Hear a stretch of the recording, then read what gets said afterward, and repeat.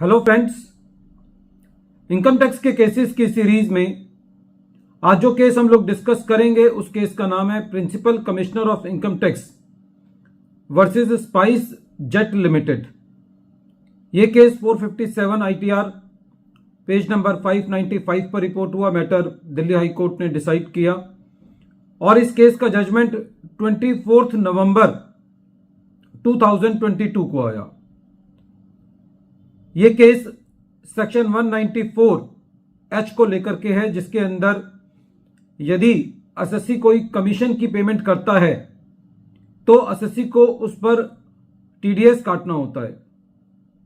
इस केस में एसएससी एक एयरलाइंस है, spice jet limited. Customers online जाते हैं और कंपनी की एयर टिकट बुक करते हैं। ये एयर टिकट जो बुक की जाती है वो काफी बार क्रेडिट कार्ड्स या डेबिट कार्ड को स्वाइप करके भी की जाती है। बैंक्स जो है वो कस्टमर के बीच में और कंपनी के बीच में एक पेमेंट गेटवे का काम करता है। बैंक्स कस्टमर से पेमेंट कलेक्ट करके एयरलाइंस को पेमेंट करता है और जो ये पेमेंट कलेक्ट करता है उसका कुछ सर्विस चार्ज, कुछ परसेंटेज उस पेमेंट की एयरलाइन से चार्ज करता है। जब स्पाइस जेट लिमिटेड की असेसमेंट चल रही थी तो असेसिंग ऑफिसर का यह कहना था कि जो पेमेंट बैंकों ने डिडक्ट की है उसका नेचर कमीशन का है और एसएससी को उसके ऊपर टीडीएस काटना चाहिए था। और अकॉर्डिंगली असेसिंग ऑफिसर ने section 40 clause A clause IA के अंदर एसएससी का डिसअलाउंस किया। इस केस में कोर्ट के सामने प्रश्न यह था कि जो बैंक्स पेमेंट कलेक्ट करते हैं डिफरेंट कस्टमर्स से और वो पेमेंट्स आगे एयरलाइंस कंपनी को देते हैं और उस पेमेंट में से कोई हिस्सा अपनी सर्विस चार्ज का काट लेते हैं, क्या ये कमीशन के नेचर में आता है या नहीं आता, ये इस पूरे केस का एक निष्कर्ष है। कोर्ट का ये कहना था कि प्रेजेंट केस के अंदर जो फैक्ट्स एंड सर्कमस्टांसेस हैं उस केस के अंदर बैंक जो है वो अपनी बैंकिंग सर्विसेज का सर्विस चार्ज लेता है बैंक के बीच में, और एसएससी के केस में जो कि इस केस में स्पाइस जेट है उसके बीच में प्रिंसिपल और एजेंट का कोई रिलेशन नहीं है।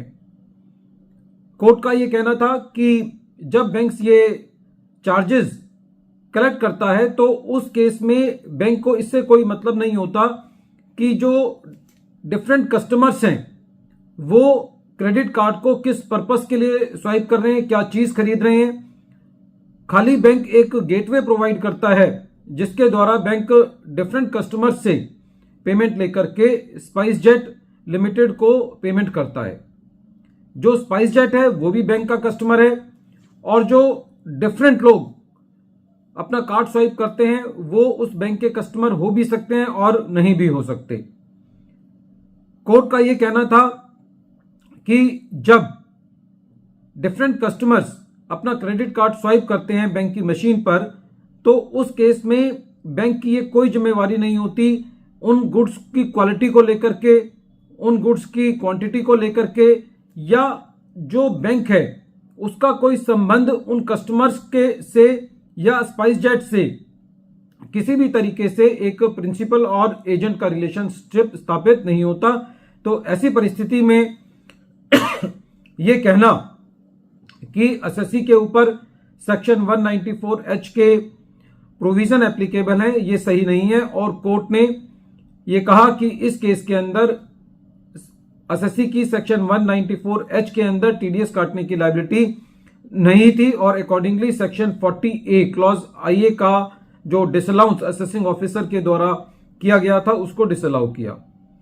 फ्रेंड्स, यदि हम एट द फेस देखते हैं ट्रांजैक्शन को तो कई बार ऐसा लगता है कि बैंक ने जो अपने चार्जेस काटे वो एक तरीके का कमीशन है और उसके ऊपर टीडीएस कटना चाहिए था। लेकिन यदि हम ट्रांजैक्शन का ट्रू नेचर देखें तो जो बैंक है वो खाली एक पेमेंट गेटवे का काम कर रहा है स्पाइस जेट लिमिटेड के केस में, और वो डिफरेंट लोगों से, डिफरेंट पर्सन से पेमेंट कलेक्ट करके जब वो पेमेंट कलेक्ट करता है तो बैंक की कोई ये जिम्मेदारी नहीं होती कि वो उनको कोई ऐसी गारंटी दे रहा है कि ये गुड्स जो है ठीक होंगी, या वो बायर और सेलर को मिलाने का काम नहीं कर रहा, वो एजेंट का काम नहीं कर रहा, वो खाली एक कलेक्टिंग एजेंसी का काम कर रहा है।